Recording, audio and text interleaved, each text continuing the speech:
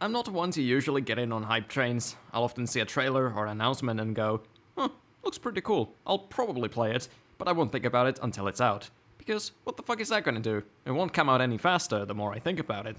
However, with Nioh 2 being one of my favorite games of all time, and seeing Team Ninja go down a deflect slop path with Wo Long, a game that's a shell of the depth of Nioh 2, and even Nioh 1, and then doing an open world deflect game, I was really losing faith in them as a company and thought I would never see them play into their strengths again.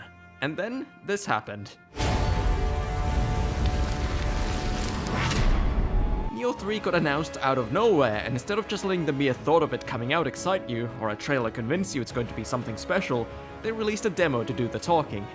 And after playing through it twice, exploring everything I could, I'm here to tell you the hype train has left the station and we're going 100 miles per hour.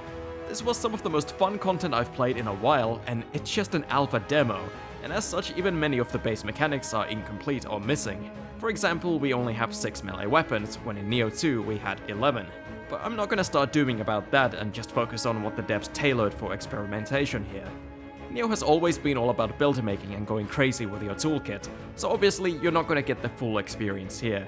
They just want to see how you do with the specific tools they have in mind, most notably the combat style swapping, which is new to Nioh 3. So I'm gonna first talk about the combat, then the levels, then the enemies, and then the bosses.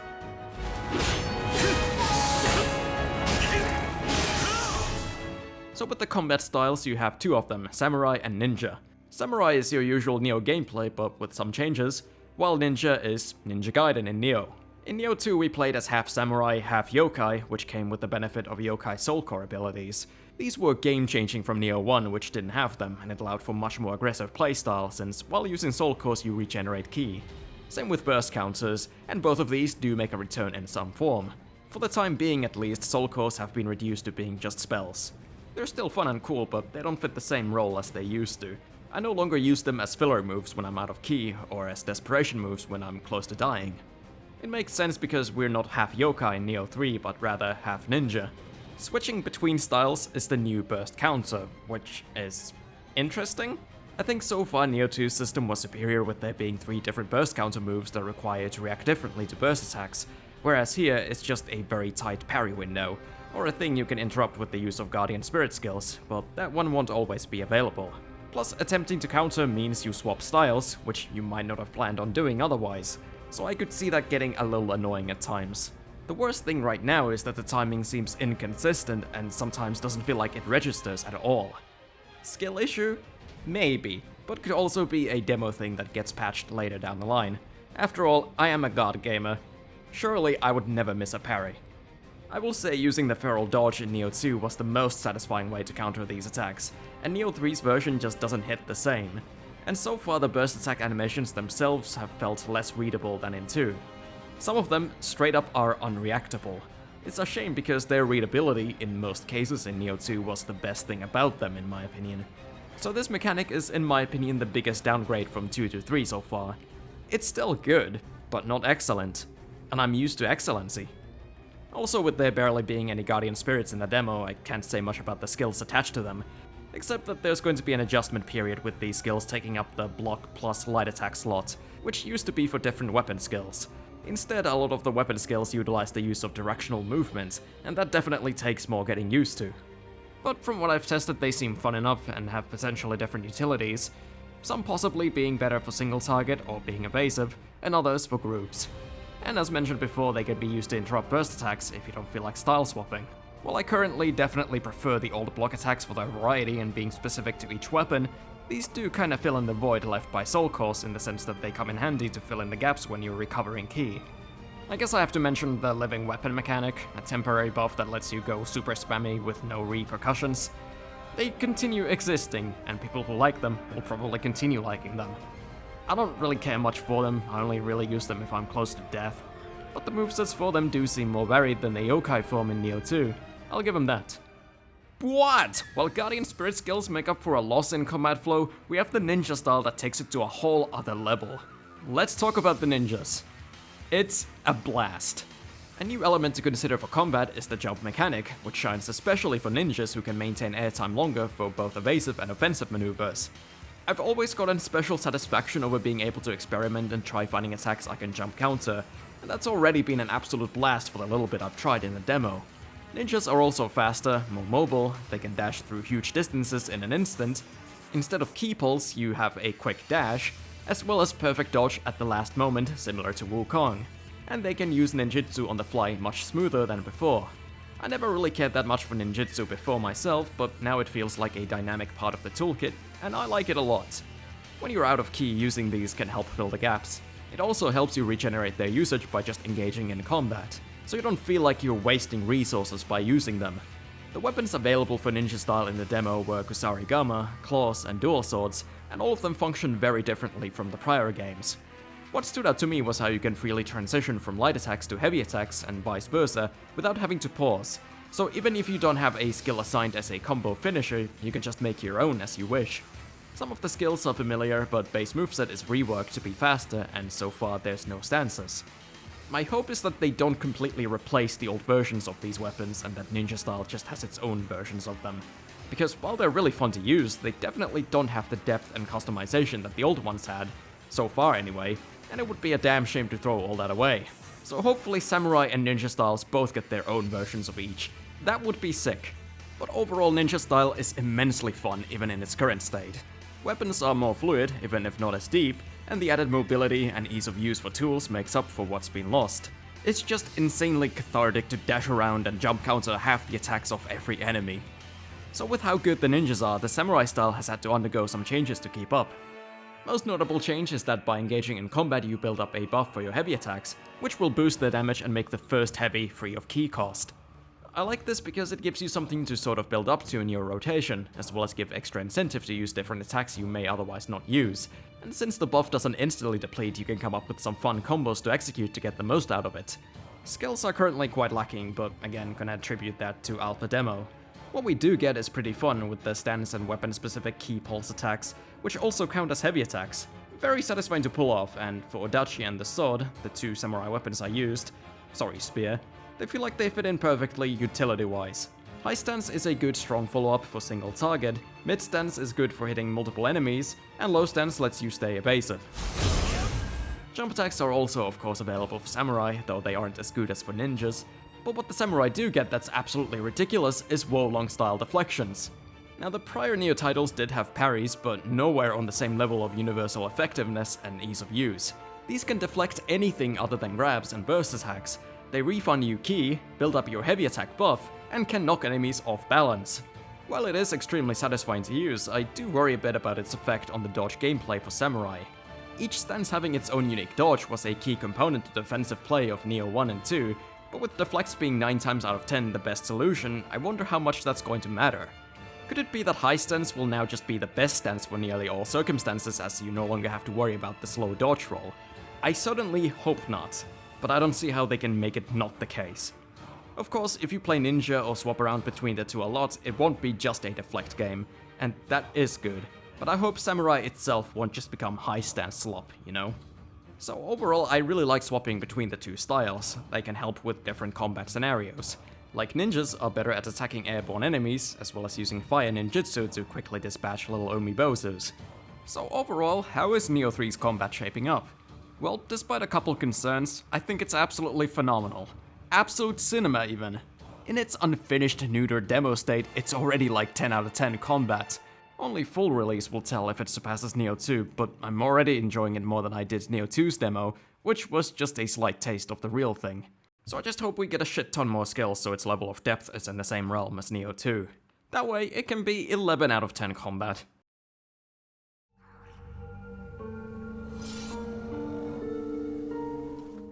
So if you've played the first Nioh, you might know, Team Ninja had kind of a rocky start when it came to level design.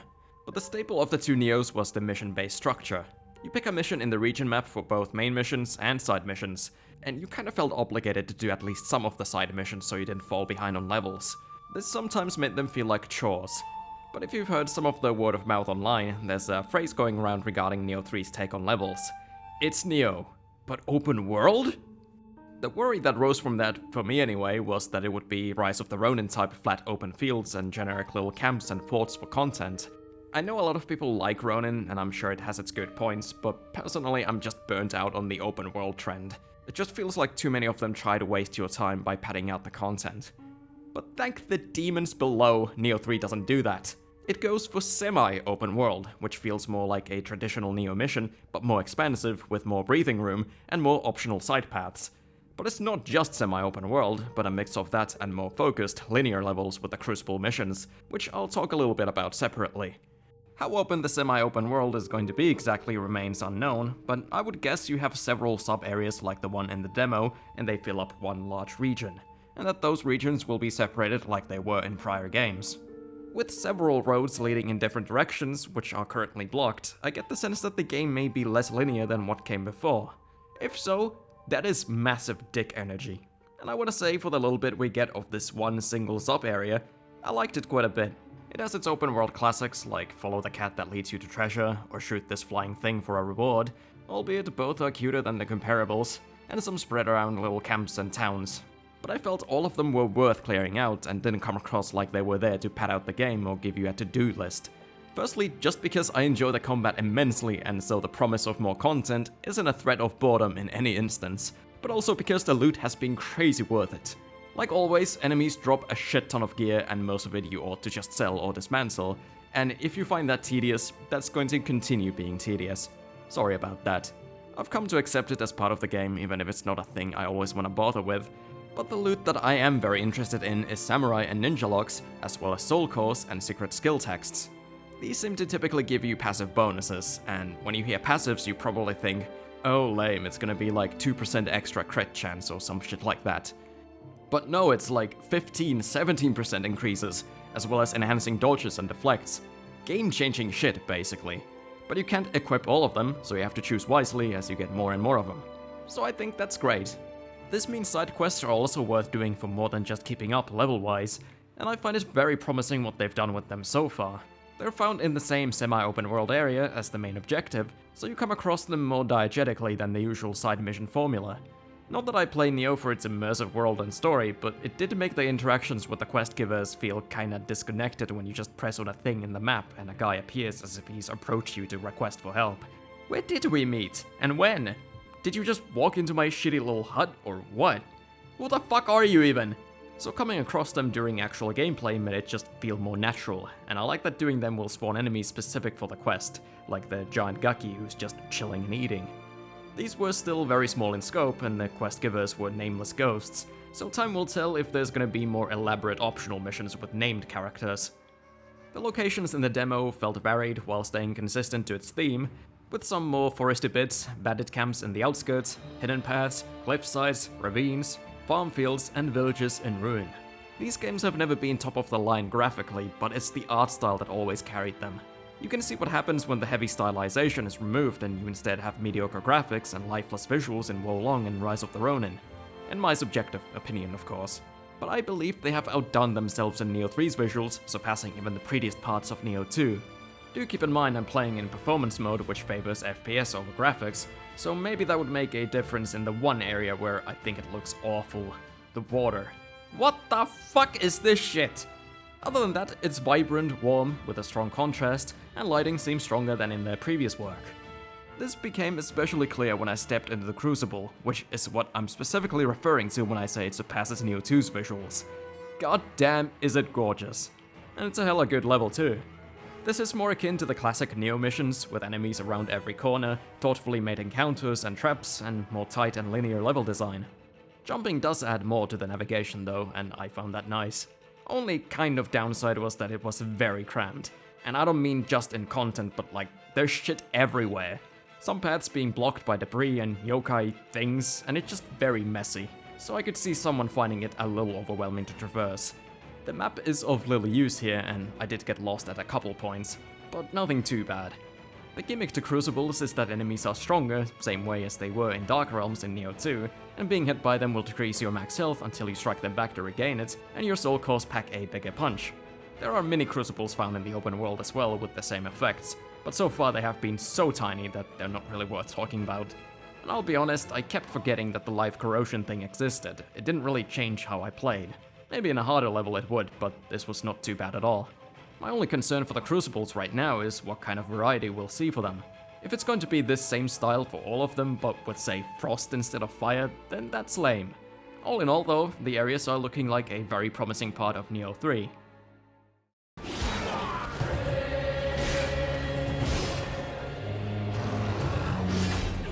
Now the one thing you'll learn quickly from playing Team Ninja games is that these guys make some pretty badass demon designs, and there's no shortage of them in Japanese folklore to draw inspiration from.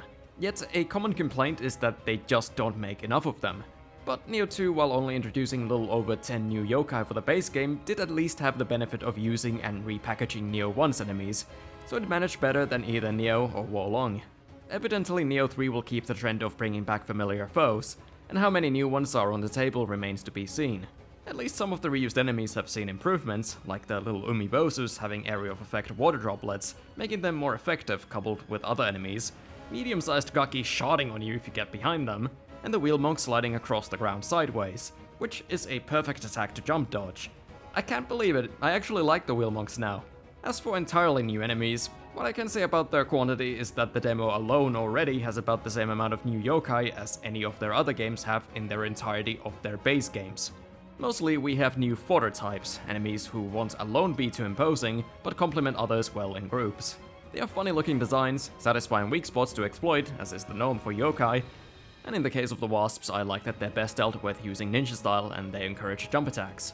Some of the more attention demanding yokai are the wolves with claws that are vulnerable only when they're attacking, which makes fighting them high stakes risk and reward, because they hit hard and fast.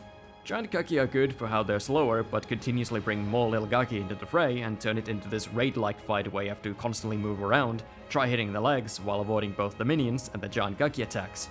I imagine the giant long-headed shaman guy would work well in crowd scenarios too, but in this instance he was pretty much alone. But my favorites were found in the Crucible, the Jar Hags and the Floaty Swordsmen. Don't have much more to say than that their design and animations felt unique and creative. The only enemy I do not like are the giant Vor Slugs, but not so much because they're terribly designed, but because they seem to have way more health than their limited moveset warrants. What's lacking currently is a bit more of the imposing, challenging yokai.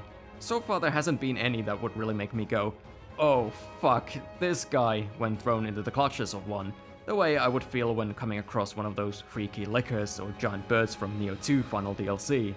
I want more of that level of fuck off, because with the improved player defensive options, I think we could take it.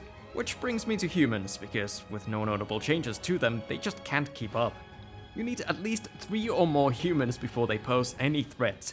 Then it's fun to maneuver around them, use ninjutsu and all sorts of tricks to outplay them. What I would really like to see from the human side of things are fellow ninjas. I already fought some in the form of revenants, and they were fun for like 1 second, but they got absolutely slaughtered. So they're either gonna have to up their human game or get spammier with them. Same kinda goes for yokai. Maybe it's just that they didn't want to turn off new players by going too hard on them right out of the gate. But with how well these enemies would function in groups, they didn't take advantage of that all that much. So new enemies are great, I just want them to go a little harder.